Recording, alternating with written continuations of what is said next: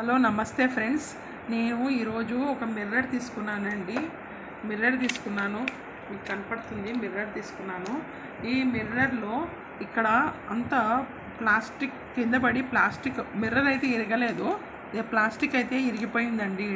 ఈడ కూడా ఇరిగింది. తర్వాత ఈడ కూడా పోయిందండి. మూడు చోట్ల పోయింది. సో దీన్ని నేను రీయూజ్ చేసుకోవాలనుకున్నాను, పడేయకూడదు అనుకున్నాను. నేను దీన్ని రీయూజ్ చేయాలనుకున్నాను. సో నేను మా ఇంట్లో ఒక ప్లాస్టిక్ది వైర్ ఉందండి. ఈ వైర్ని నేను కట్ చేస్తున్నాను. స్మాల్ పీసెస్ లాగా, ఇలా పీసెస్ లాగా అన్నీ కట్ చేసి పెట్టుకున్నానండి. నేను కొన్ని పీసెస్ లాగా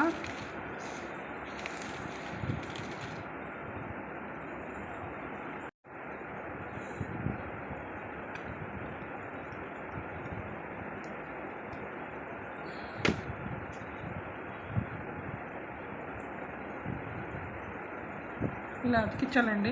టైం పడుతుంది. సో నేను అతికించి మీకు చూపిస్తాను.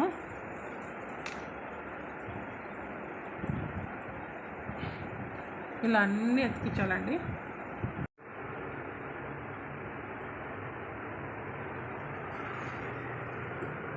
ఇలా అంతా అతికించినానండి.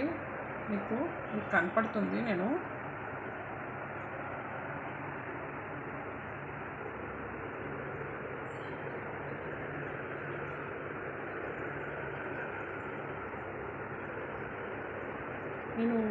పెట్టి చూపిస్తానండి.